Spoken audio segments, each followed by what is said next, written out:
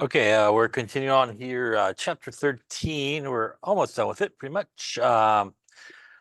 Last time we got into a few things. We talked about weak bases and how to figure out the pH of those type of solutions. Remember, it's pretty much kind of the same thing as your weak acids. It will require an ice table because it is weak. You will obviously have a Kb value because it's a weak base. The main difference here is, though, when you do solve for that X, you got to remember that that is going to actually equal your hydroxide concentration. And it's not going to be, again, in this case, your H plus or H3O plus. That means in these problems, you do have to kind of take usually the POH route first and then to the pH. Again, everything's sort of solved the same way. If you can make an assumption, you could do that. You could do the quadratic. As we also talked about, probably would include the water there with your weak base.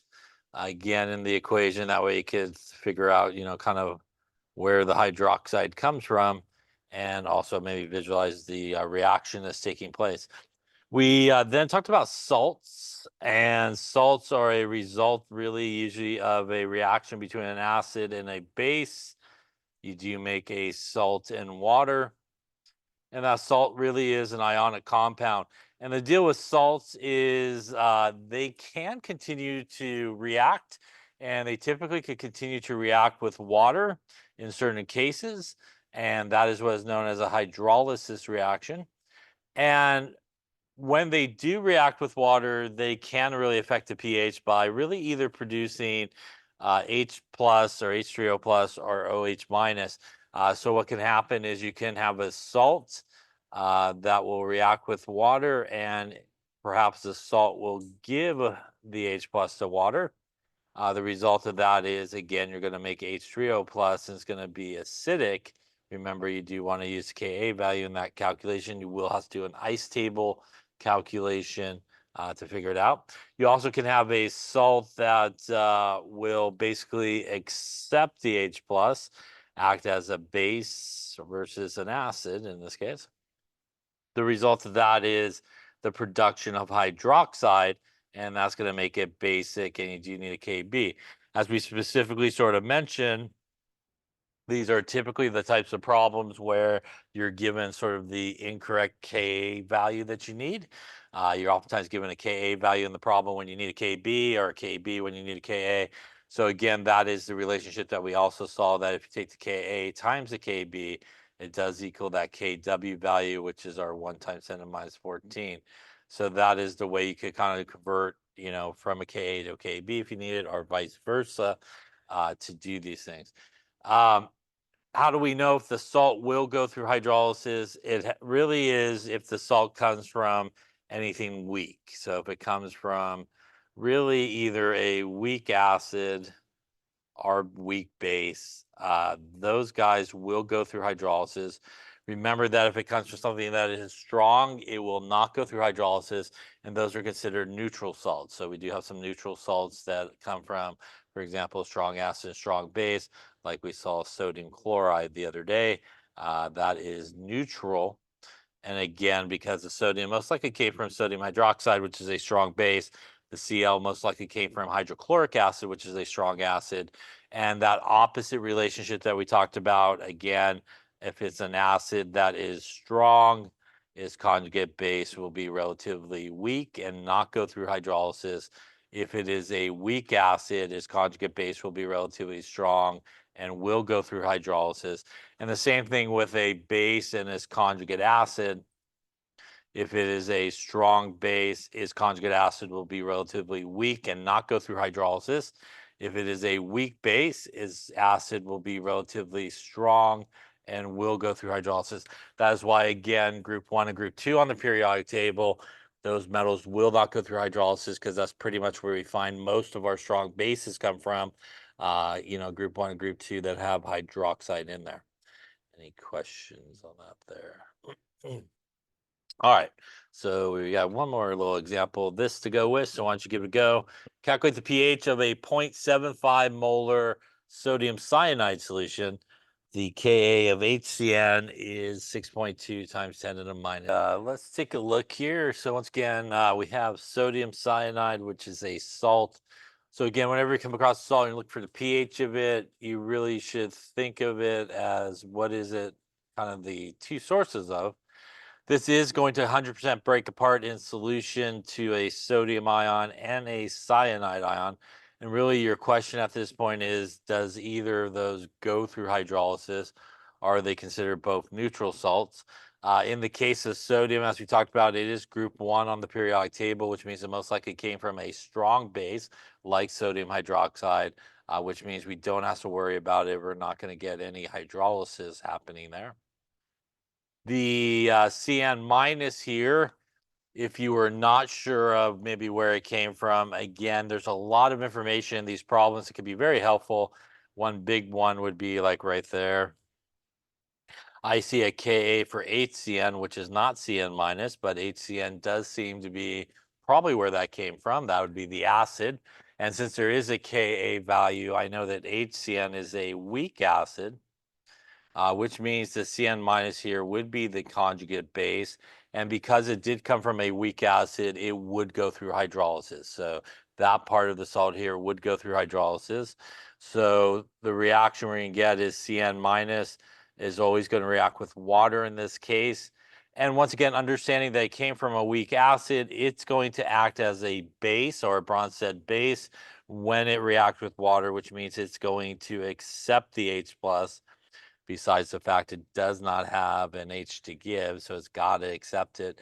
The good news is it will always make where it came from, so you actually have the formula given to you as well right there in the problem, and that is going to generate some hydroxide in this particular case.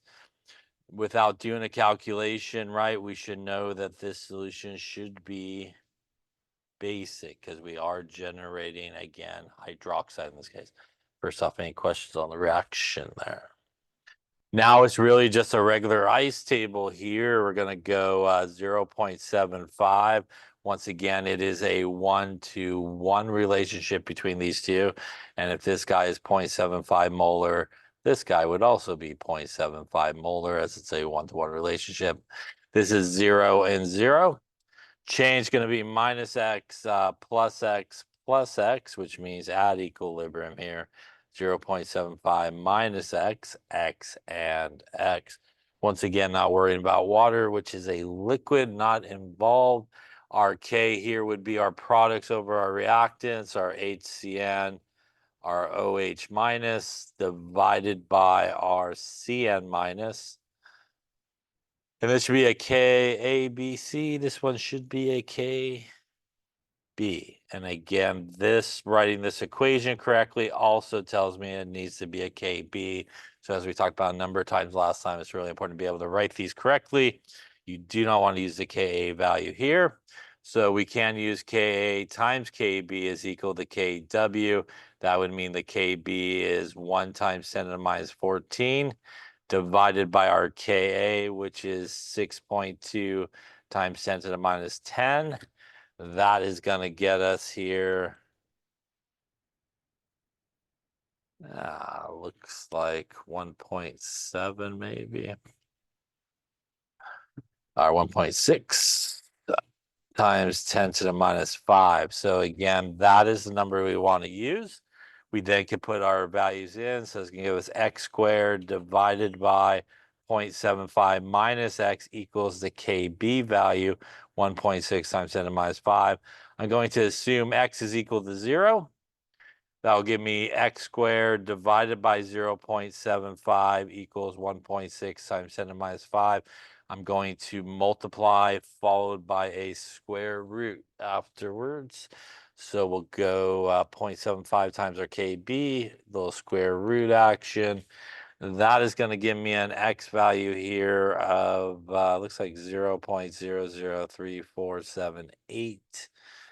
And we do need to check it as always, since we did our assumption. Once again, we could check it by dividing by 0.75, which is what we were going to subtract it from, times it by 100%. And it's like, again, as long as we're less than 5%, which we're at 0.4%, I think, 0.5%. We're pretty good there. So this assumption here is good. And that means that if we go to our table, that will equal our hydroxide concentration. So our hydroxide concentration in this case would be 0.003478. That's going to get us to our POH, negative log of that number right there. So we'll go negative log here of our number, which is that, I think. Gonna give us like a 2.46 on our POH. Once again, we do need the pH here. So our pH, I'll go up on top, will be 14 minus 2.46. And that's going to get us a 1154, which is definitely basic and what we would expect, obviously, in this case. Any questions on any part of that there? So we also talked about, obviously, acidic salts works the same way, except when you're done with the ice table, you have the H plus concentration should go right into the pH. You don't have to do the POH, obviously, before in that particular case.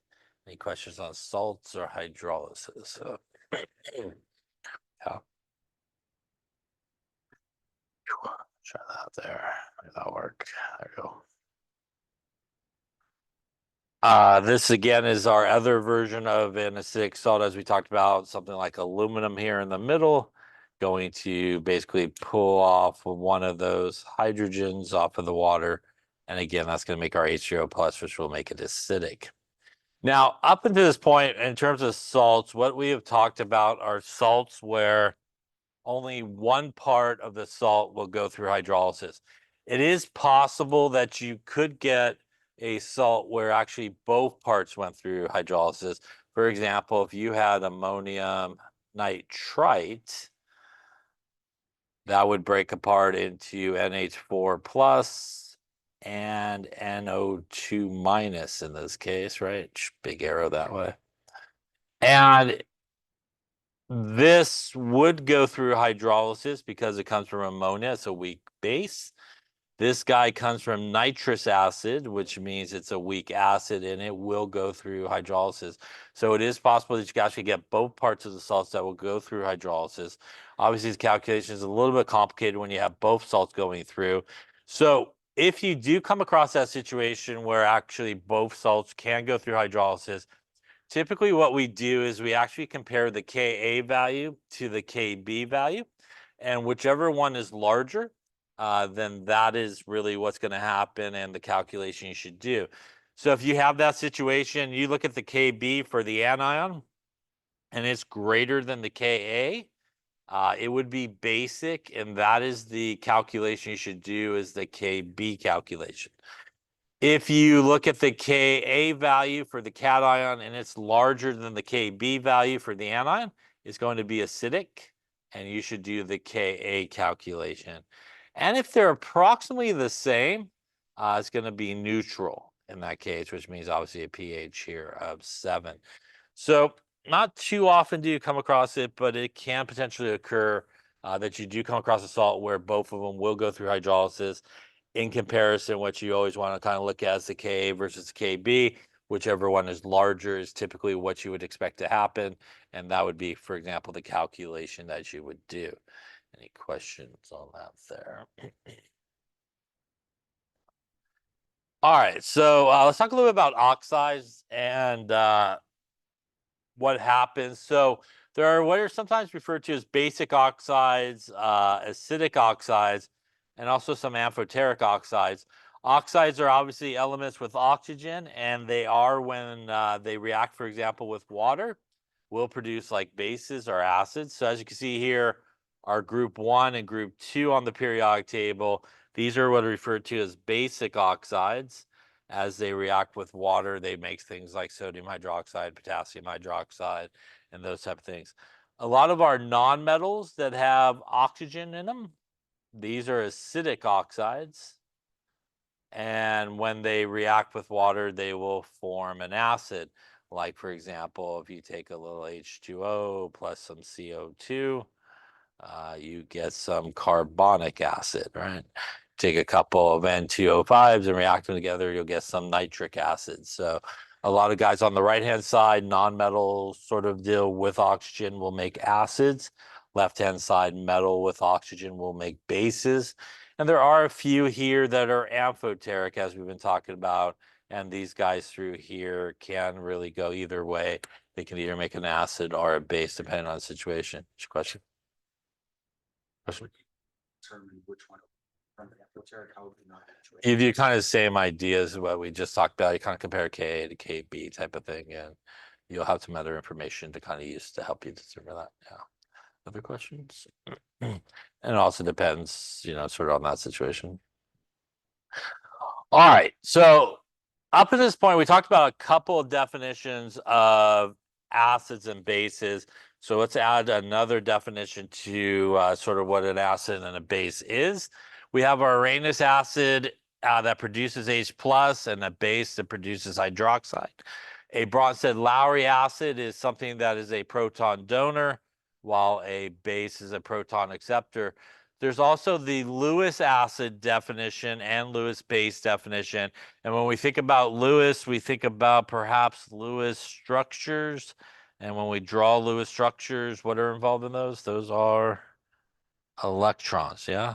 So a Lewis acid and a Lewis base involves a definition of electrons.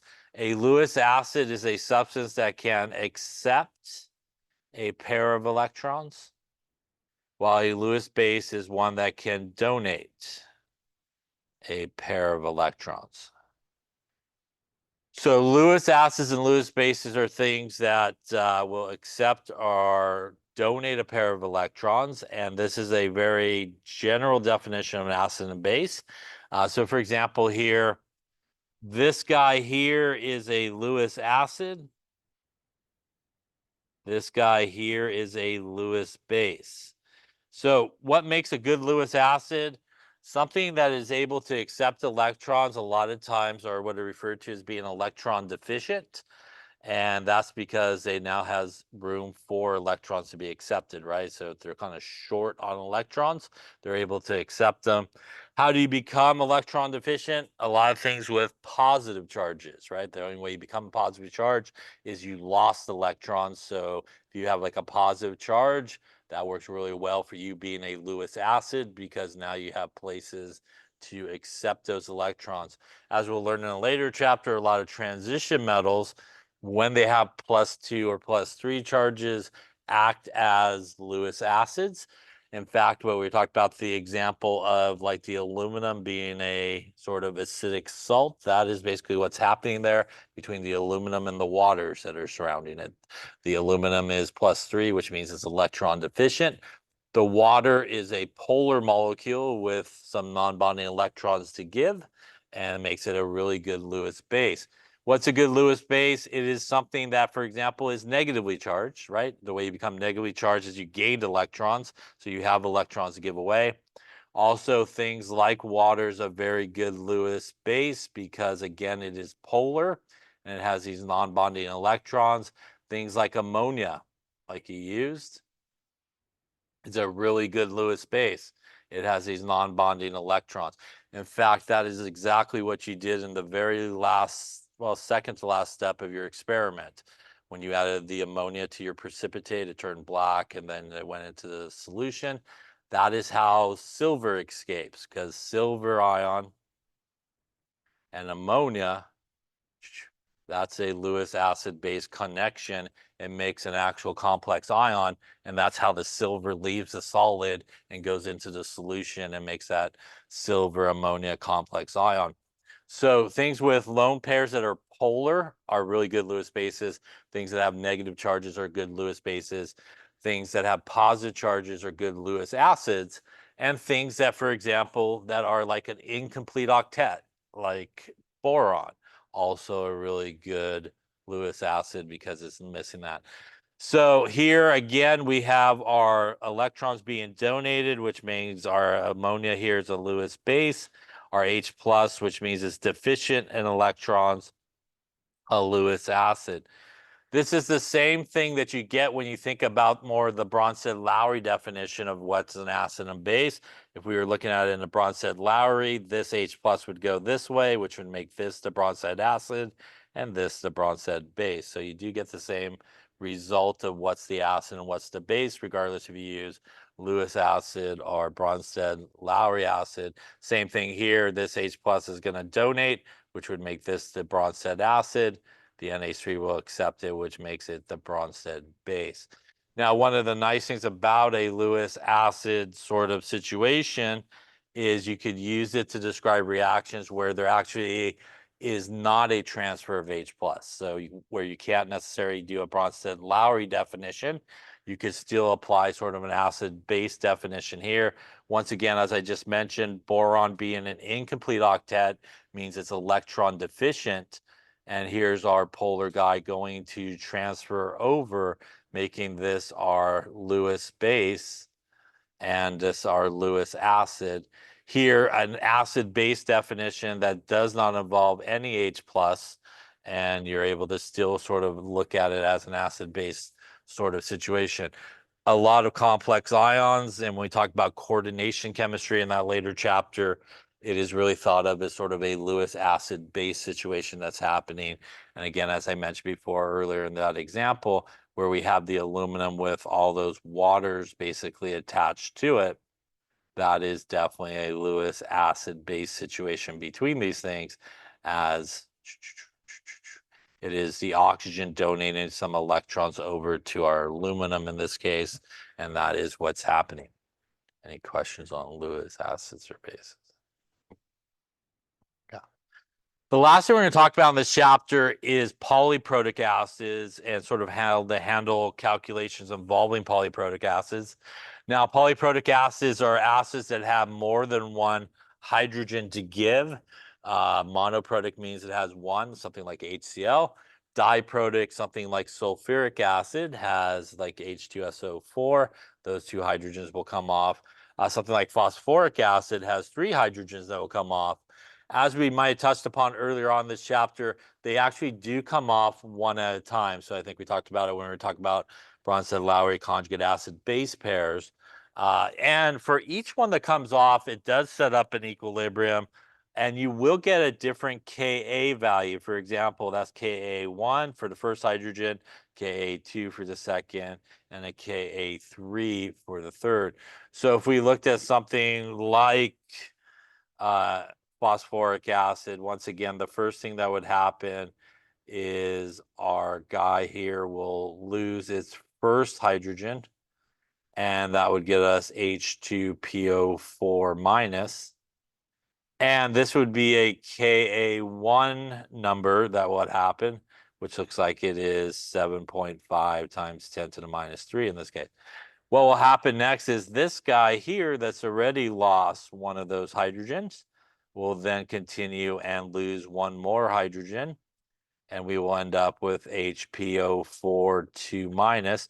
Remember, the charge changes as you lose the H plus. This would be our Ka2 reaction. Looks like 6.2 to the minus 8. And lastly, what will happen is, I'll go down the bottom here, HPO4 2 minus will then lose one more hydrogen and make a little phosphate action here.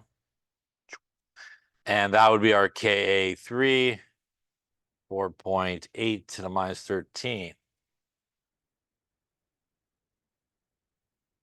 Now, one of the things that we talked about and that you can actually see in this table is it does get progressively harder every time you remove a hydrogen. So the very first hydrogen that comes off is going to be probably the easiest, and then it gets harder. For example, if you have a second hydrogen, or in the case of something like phosphoric acid, you actually have a third hydrogen that comes off. We see that when we actually look at the comparison of the Ka1 value to the Ka2 value to the Ka3 value. That's the Ka1 value to the minus 3, which is larger than the Ka2, which is to the minus 8. to the minus 8 is much smaller K value, which means most of it's staying on the reactant side. Not much is going to the product side. Gets even super smaller as we get down to the third one, to the minus 13. So not very much is going to the product side at this point. It's a very, very small. So, and that's the trend that you see if you look at sort of the Ka1 to the 2 to the 3, or even between 1 and 2. If you look at something like carbonic acid, -7 to then -11 for the second hydrogen. So not a lot going to be coming off. As I mentioned before, sulfuric acid is a strong acid, and there typically is not K values in tables. As you can see here, this is typically what you would find for something like sulfuric acid, which is large, which is not very helpful. It's in the table because the first one is a strong acid, but its guy, after it loses its first hydrogen, is a weak acid, the HSO4 minus, so, or the bisulfate. So you'll find it in the table. So how do we do calculations that involve polyatomic ions? We'll come back to this, I think, here. So let's take a look at this one here together and go through how we would do a calculation that involves this. So in this case, we're looking for the pH, the concentration of phosphoric acid, H2PO4 minus, HPO42 minus, PO43 minus, and H plus. So we are looking for really everything here. We have our phosphoric acid, as I just wrote a second ago, which will dissociate basically 3 times. And this again is for the first hydrogen, second, and third. So if we are starting with a 5 molar solution of phosphoric acid and we're looking for all these answers, where should we start? We really should start with the first hydrogen that's going to come off. So that is what we will do here. So we'll go maybe here, maybe change the page. So we'll take our H3PO4, and again, what's going to happen is just one hydrogen is going to come off here, and that's going to leave us H2PO4 minus. This is going to be our Ka1, which is our products divided by our reactants, and that will equal our Ka1 value there that we had, which is 7.5 to the minus 3.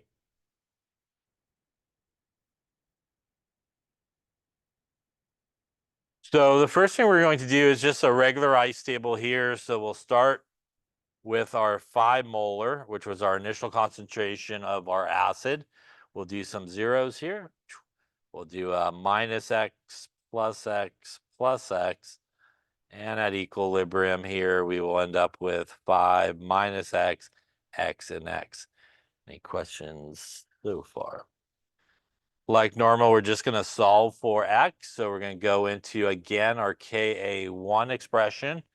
And if we do that, that will give us essentially X squared divided by 5 minus X equals 7.5 times 10 to the minus 3.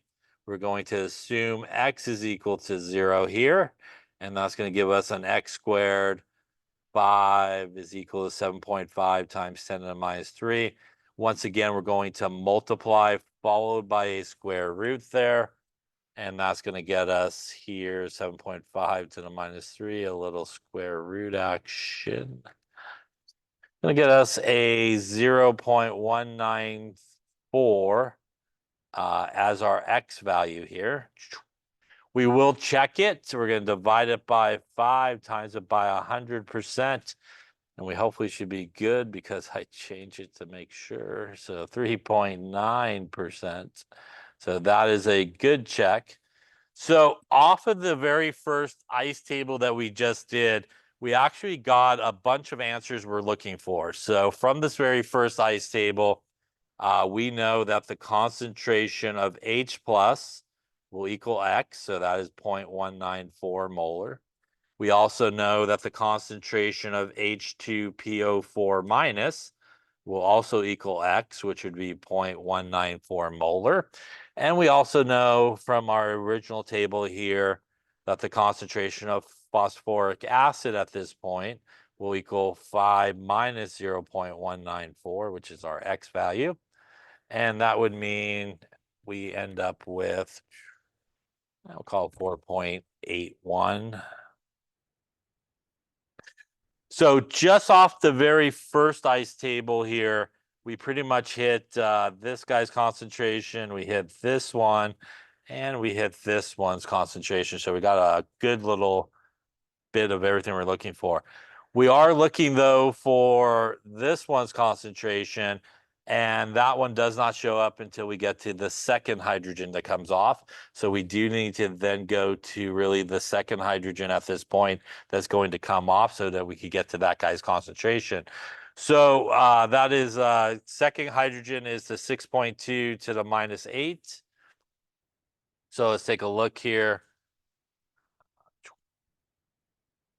So the second one is going to be our H2PO4 minus, and this guy here is going to give away an H plus, and that will get you HPO4 2 minus.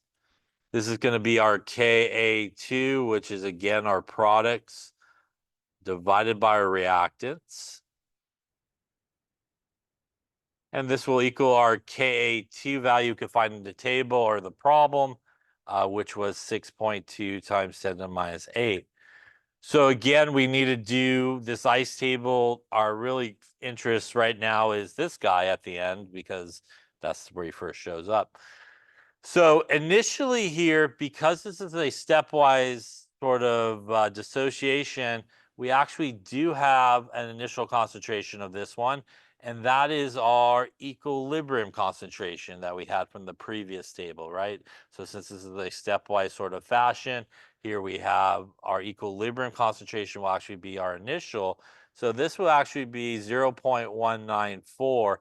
Now for the H plus, same deal. If you look at the first ice table, we also have some H plus there happening at this point. So we do have an initial for our H plus as well, which happens to be in this case the same number, and this guy would be 0. So we're getting our initial concentrations from our equilibrium concentrations from the first H plus that comes off.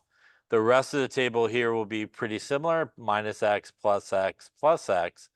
That means when I reach equilibrium, 0.194 minus X, 0.194, this is actually plus X, it's not minus, and that is X. Any questions on that there? Because it's on the right-hand side, right? So it's increasing as going that way, yeah. And our minuses are on the left, yeah. So this is going to break apart a little bit, so it is kind of heading in the forward direction a little bit to break apart. First time about this, you said sometimes they flip, like where They can, but in this case, you, for example, couldn't calculate something like Q because you didn't have the initial concentration of the last guy there, right? That we're looking for. Yeah. Yeah. Other questions? All right, at this point, we're going to put it in there, and that's going to give me X times 0.194 plus X, and that's going to give me 0.194 minus X equals 6.2 times 10 to the -8. My assumption worked on the first step, so might as well give it a go again here on the second. So we're going to assume X is equal to 0. Once again, we cannot get rid of all the X's. It is only X's you're adding to a number or subtracting again from a number. Those are the only ones. As we talked about, this guy over here starting at 0, so whatever he makes is significant, so you can't zero it out, besides the fact you'd have nothing to solve for at that point. That's going to give me X times 1.94, 0.194, let's put that out, divided by 0.194 equals 6.2 times 10 to the -8. I think I could do this. These guys cancel. X equals 6.2 times 10 to the -8.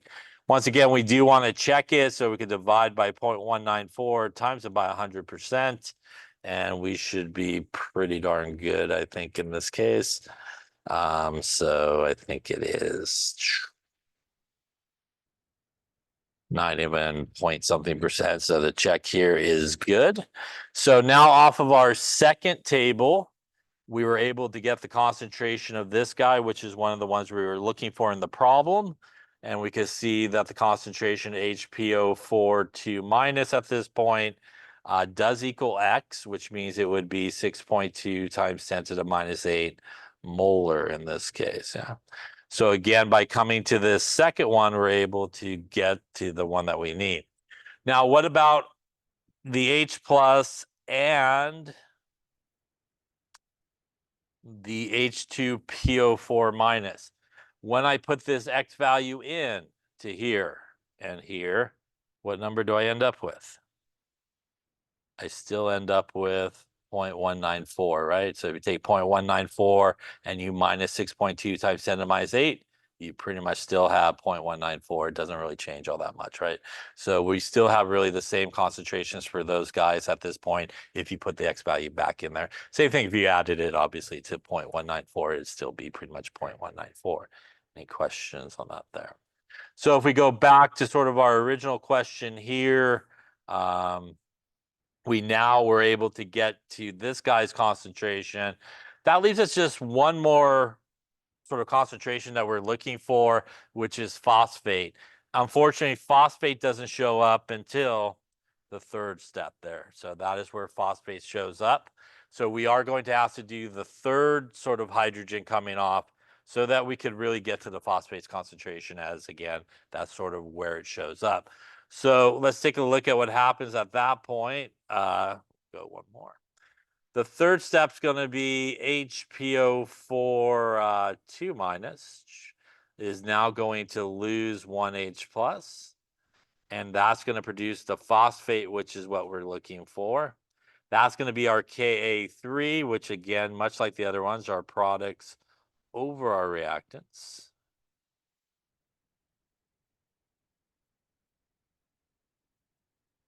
And that will equal our Ka3 value of 4.8 times 10 to the minus 13. So once again here, we are going to do an ice table. And once again, we are going to use the equilibrium concentrations from the previous step to this one, right? They kind of carry over as it's a stepwise fashion happening. So from the previous step, we found that we had 6.2 times 10 to the minus 8 molar for our initial here. So 6.2 times 10 to the minus 8. Now, when we get to H plus, we still have, as we just talked about, we still have some H plus there as well, and it's floating around in the same concentration of 0.194. And again, we have nothing of our phosphate because ultimately that's what we're kind of looking for in this step. The change part here going to be minus x plus x plus x. This is going to equal 6.2 times 10 to the minus 8 minus x, 0.194 plus x and x. Once again, this is going to go into our Ka3 expression, and that's going to get us 0.194 plus x times x divided by 6.2 times 10 to the minus 8 minus x. And that will equal 4.8 times 10 to the minus 13. I am definitely going to roll with my assumptions since it worked well on the first two.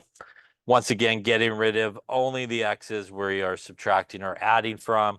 That's going to get me 0.194 times x divided by 6.2 times 10 to the minus 8 equals 4.8 times 10 to the minus 13. I'm going to multiply this guy to that side and then come back and divide that one at the end there. And that's going to get me 6.2 to the minus 8, then divide 0.194. It's going to get me about a 1.5 to the minus 19 here as my x. So my x would be 1.5 times 10 to the minus 19. Clearly, we should check it, so we'll divide it by one of those guys. We'll take the bigger one, times it by 100% here. So we'll take that divided by 0.194 times 100. We are way good. We're nowhere near it.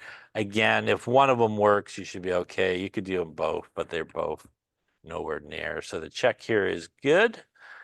That means in case of this here for phosphate, the concentration of phosphate would equal X, which would be 1.5 times 10 to the minus 19 molar. Once again, when we look at the equilibrium concentrations here of our other guys, if I took that X value and put it in there, I am still going to get 0.194. And if I put my X value into here, I am going to still get 6.2 times 10 to the minus 8. So again, those concentrations are not changing.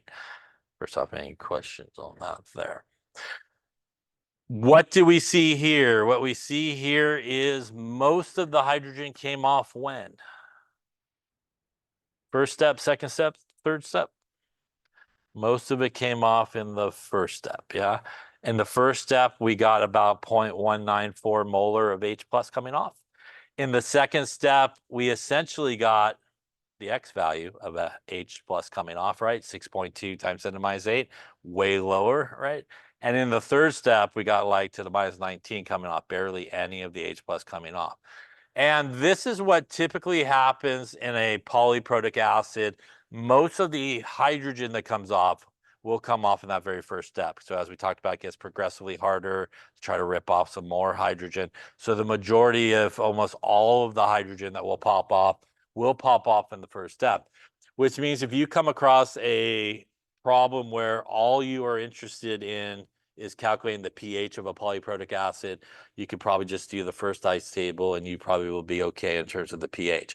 Now, if you come across a problem like we had here where they wanted everybody's concentration, then it may require you to go to the first step, the second one, or if it's a triprotic, the third one. So the reason here we really only had to go to all three of them is because we had to get all the way down to phosphate, right, to figure out its concentration. If we were just interested in the pH, we could have done it after the first ice table, which is one of the things we still need to calculate here. So the pH equals minus the log of the H plus, which in this case was minus the log of 0.194 that we got off of our first table, and fairly much remained the same all the way through the rest of it. And that'll give us something like a pH of 0.712 in this case, yeah, which is definitely acidic in this case. Any questions on polyprotic acids? So again, polyprotic acids, only looking for pH, just do the first ice table. But again, if you need everybody else, then you got to kind of go through the rest of them there. Questions on those calculations? And that again is what it says on the slide we skipped over. Typically, all of it comes off. And the Ka1 is typically larger than the 2 or the 3. And again, that means it gets harder and harder to remove those H pluses. All right, that wraps up this chapter, believe it or not. Yeah, yes. You go to the slide before that.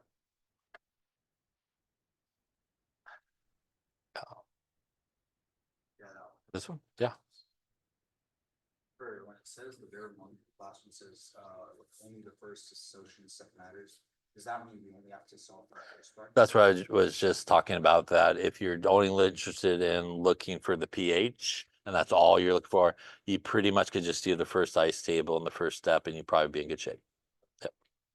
Other question? 14, and as I mentioned before, we are now coming up the hill on the roller coaster to the hardest part of the class for most people, yes? So 14 and 15 is usually the hardest part for, I would say, most people in this class. And it's where a lot of things come together that you really do have to understand what's going on so that you could do the math correctly. The good news, for the most part, you probably will know we've already done most of the math part of it.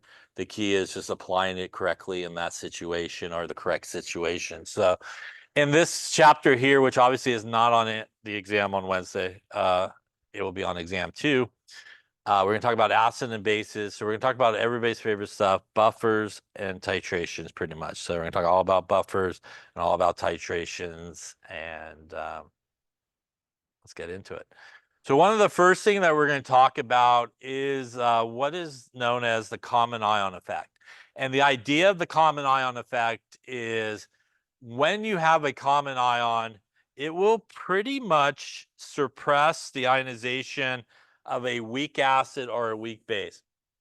It will essentially keep that weak acid or weak base together. It won't break apart. So for example, if we had a weak acid, like everybody's favorite example, which is acetic acid here.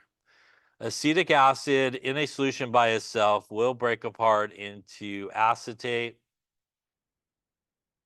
and H plus in this case. And it will obviously normally just sort of break apart in this situation. It is a weak acid, which means unlike a strong acid, it's not going to completely fall apart, right? It is, by just the definition of a weak acid, going to kind of stay to the left-hand side a little bit more than it would, obviously, than if it was a strong acid. What happens next is what happens if we have this exact same solution. So we have in our beaker acetic acid, which if you have a beaker of acetic acid, will set up this equilibrium, arrows and all, in the beaker. Maybe not. And you have this basically floating around in your beaker. Now, let's say that in addition to the acetic acid, you decided that you would like to dump in there some sodium acetate in there with it.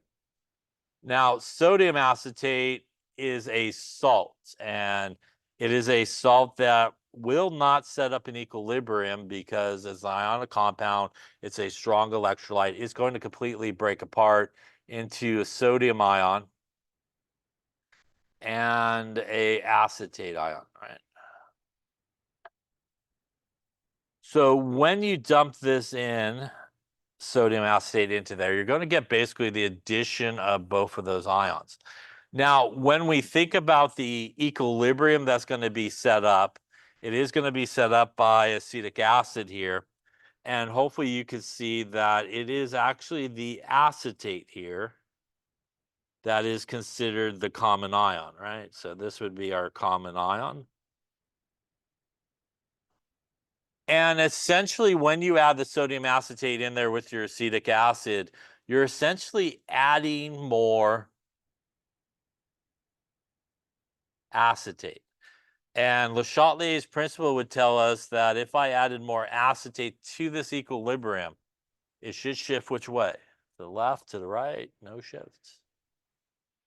Should shift away, right? Add away. So you added some acetate to the right, should cause the equilibrium to shift to the left, away from it. The result of that is it's going to actually keep this acid together.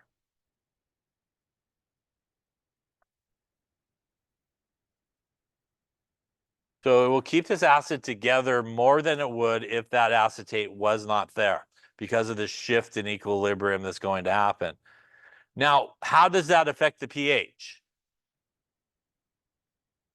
Well, we know pH is equal to minus the log of the H plus concentration, which means if the equilibrium shifts to the left in this case, would I have more or less H plus in this case? I would actually have less H plus, right? Because it's shifting away from it, right? Which means the amount of H plus concentration is actually going to go down in this case. And the result of that is the pH will actually go up in this case. Will it be basic? Probably not, but it will be probably a higher pH than you had if with acetic acid by itself. So acetic acid by itself, without the presence of that common ion, is going to have a certain pH. But with the acetate being there, it's going to cause the equilibrium to shift away from the left to the left-hand side. And that's going to cause a decrease in the amount of free H plus in that solution. The result of that is we will actually see a higher pH than we would if you just had acetic acid by itself. So that is what it means when it talks about the presence of a common ion will suppress a weak acid or even a weak base from breaking apart. It's actually going to keep them together. In the case of an acid, you actually see a lower amount of H plus than you would with the weak acid by itself, causing the pH to go higher than it was with just a weak acid. For a base, it's the sort of same idea.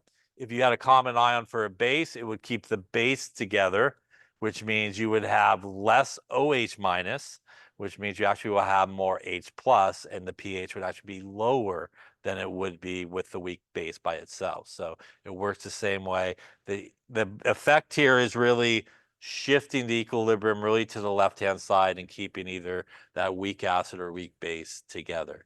Any questions on that there? That's basically what this says. So let's take a look at a couple of examples here and see how this comes into play. Why don't you first start with part A only? So why don't you calculate the pH of a 0.2 molar acetic acid solution. Ka value for acetic acid's right there. So work on part A only and see what you come up with.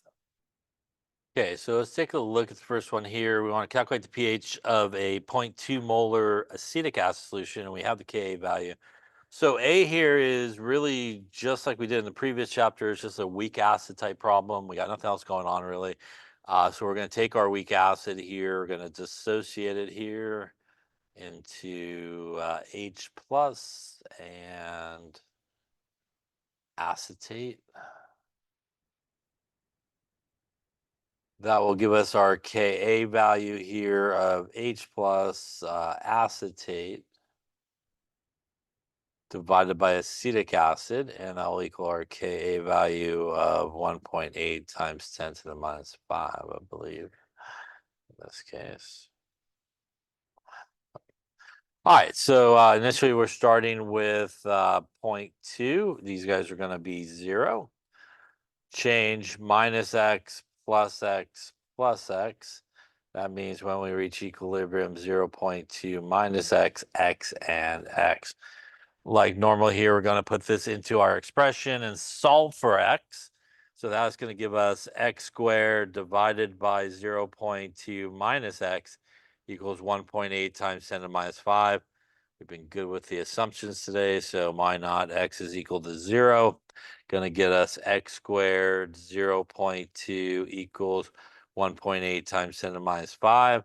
Once again, going to multiply, then square root, and that will get us here 0.2 times 1.8 to the minus 5, and then a little square root action, 0.001, and we'll call it 90. Again, we're going to divide this by 0.2, times it by 100%, just to check our assumption, but I think we're going to be good in this case. That's like 0.9%. Which means this is a good check. That's good because once again here we're looking for the pH, and we can see from our ice table that the H plus concentration, which is what we need, is equal to X. So this would equal our H plus concentration. And that means our pH here minus the log of 0.00190 and minus the log of 0.00190. Going to get us a pH here of 2.72 in this case. Any questions on that one? Yeah. For the equation, should it be H2? Should it be what? Why is the second CH? Why is it? I did. I removed that one. Yeah. Oh, other questions? All right. So that's part A, which really is just a weak acid type of problem. So we come here, let's take a look at B and see what's going on here. B is we're going to take basically the same solution as we had for A, which is 0.2 molar acetic acid, but we're going to mix in there as well 0.3 molar sodium acetate. So we're going to kind of put these guys together. So let's take a look at what will happen with this together here. So in this case, we have our 0.2 molar acetic acid. Oops. With a Ka value 1.8 times 10 to the minus 5. We're going to put in there 0.3 molar sodium acetate. So out of these two, it is only the acetic acid that's going to set up the equilibrium because it's a weak acid. It's got a Ka value. Once again, this is a salt, which means it's not going to set up an equilibrium. It's just going to break apart because it's a strong electrolyte. So something like sodium acetate here, once again, as we talked about a second ago, will break apart into sodium and acetate in this case. And that's essentially what you're adding kind of to that beaker I drew earlier. In the beaker, it is going to be the acetic acid setting up the equilibrium. And again, you're going to basically be adding these guys in. So that's where I'm going to start. I'm going to start with the acetic acid equilibrium, which we'll set up.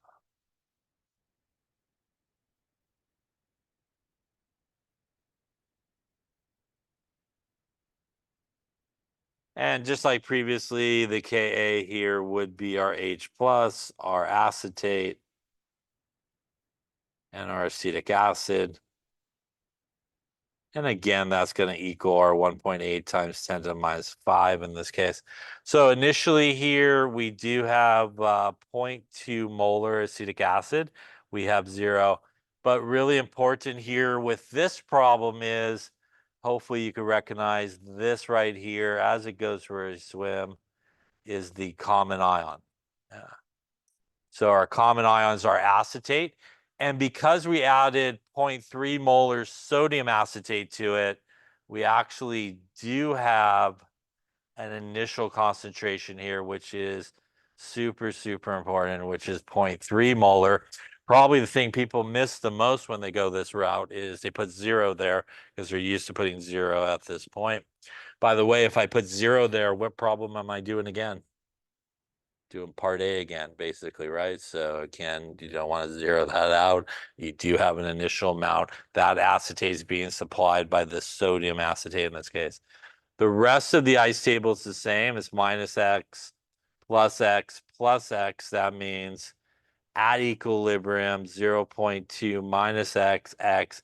And once again, sometimes missed by people, this is plus X on the right-hand side.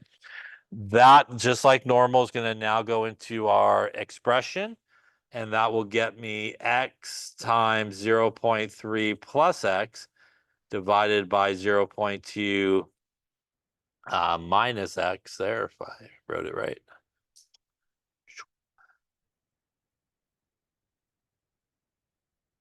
Minus X equals 1.8 times 10 to the minus 5. Once again, here, going to assume X is equal to 0. Going to get rid of what we're adding or subtracting from a number.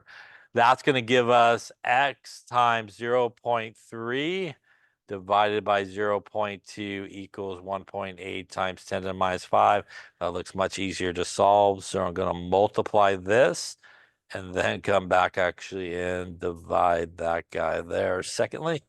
And if you do that, we will end up with 0.2 times 1.8 to the minus 5 divided by 0.3. And that is going to get us an X value here of X is equal to 1.2 times 10 to the minus 5. Again, we should check it. You can divide it by 0.2 or 0.3 and times it by 100. The check here is definitely good. It's not even 0.1%, so it's very, very good. That is good because once again here, that is what we're looking for our H plus concentration so that we could get to the pH. So put a little molarity there, and this guy would equal our H plus. And that means that our pH would be negative log of 1.2 times 10 to the minus 5. And that's going to get me here a 4.92 pH in this particular case. So what did we see in terms of the pH between these two steps or these two parts? Well, first off, when we look at the pH in part A, it was 2.72 with an H plus concentration of 0.0019. When we went to our common ion, we see that the concentration of H plus went down to 1.2 times 10 to the minus 5. The pH then went up to 4.92.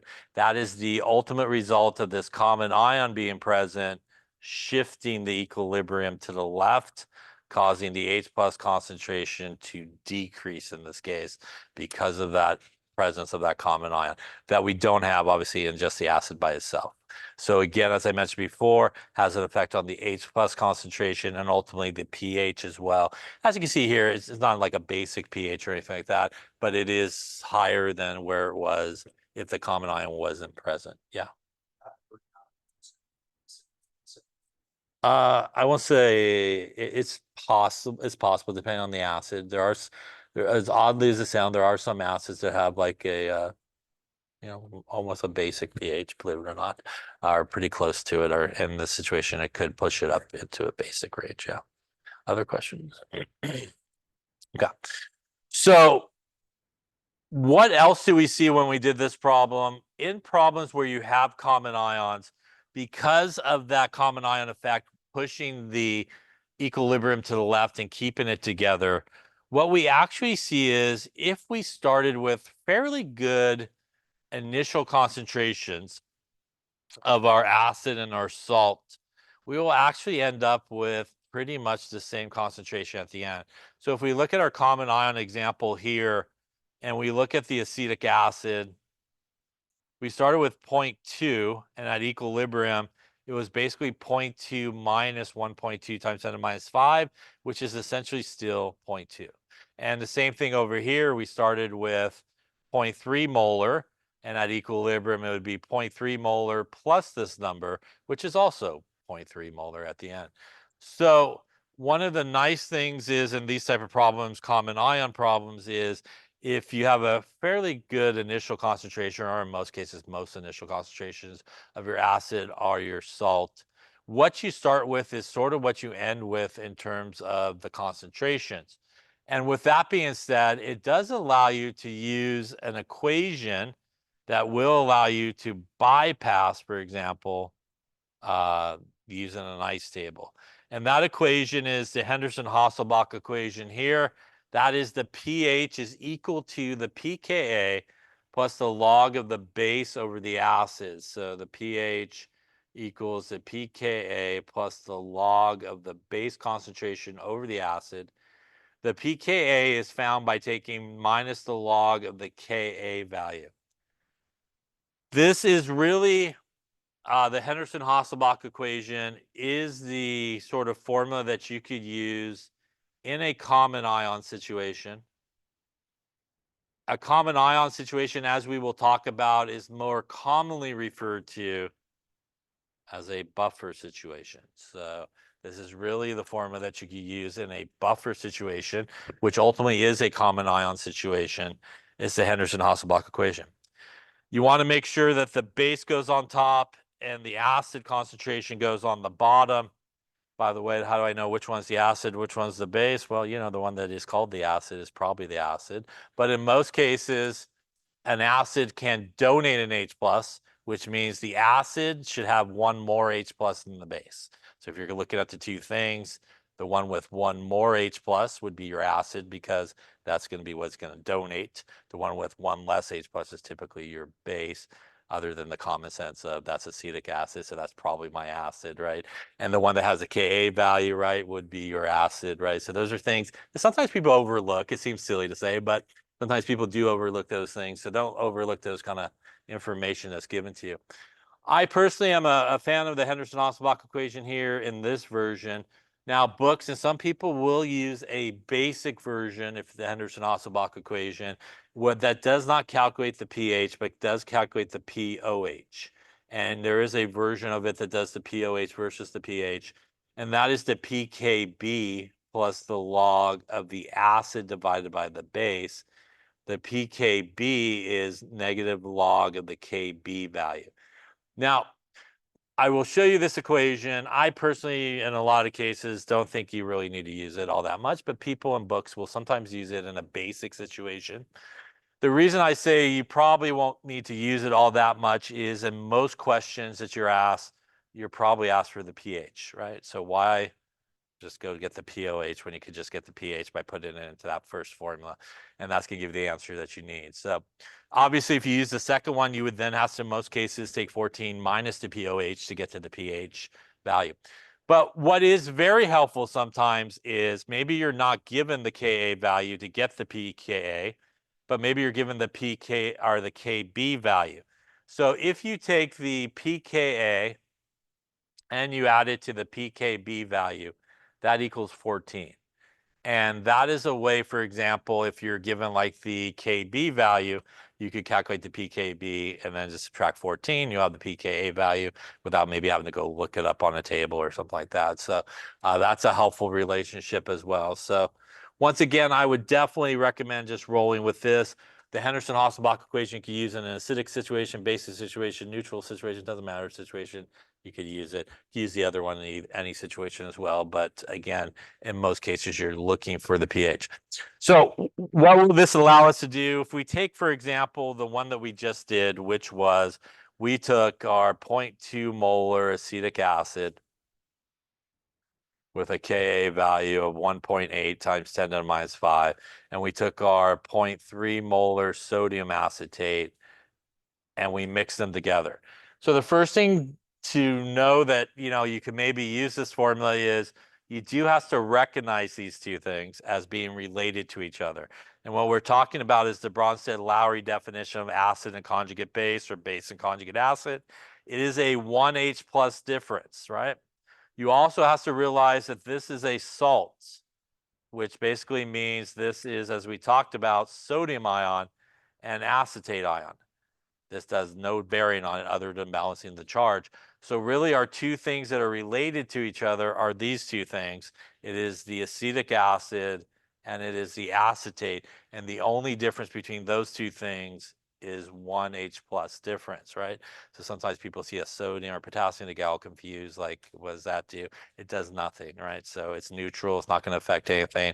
So again, recognition of that acetate and that acetic acid as being your acid and your conjugate base, right, is essentially what you got going on there. As I was just saying a second ago, if by some chance you weren't sure which one's which, this one has one more H plus than the other one, right? So that's going to be your acid. The other one, I would say in most cases, your base is going to have some type of sodium, potassium, some type of spectator ion basically there is typically where your base would be in this situation. So if you could recognize that right off the bat that these two things are related to each other, it essentially is a common ion, as we'll talk about shortly. It is a buffer. You could go right into the Henderson-Hasselbalch equation. No ice table needed.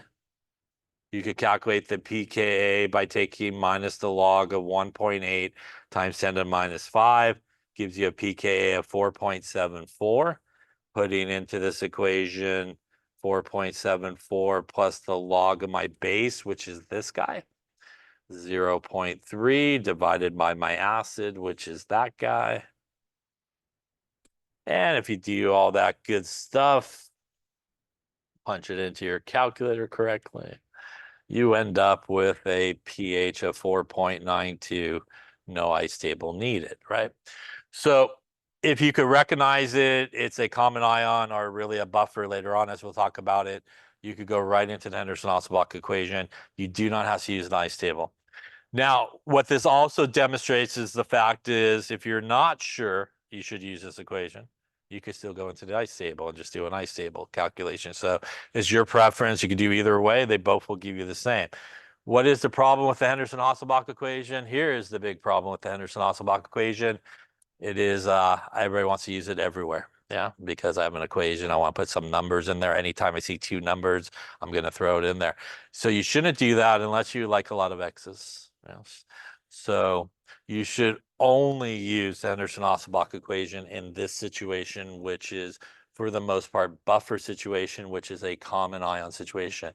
If it is not a common ion situation or a buffer, you should leave Henderson-Hasselbalch on the side and do your ice table. Again, that is a very big problem. People just use it everywhere. Every time they get two numbers, they go into the equation, do it. So you have to use it in the right place if you want to use it. Just like, for example, if you're going to do an ice table like we did in this example, you got to have that initial concentration on the right-hand side. Otherwise, you're not doing the common ion problem. So you just got to be really careful in both of those situations. Again, super common error, overuse of Henderson-Hasselbalch in places that shouldn't be used. And when people do ice tables, they forget to do the right-hand side of it there with the initial concentration. It's very, very common errors. Any questions on that there? All right, I think that's a good place to lay it up.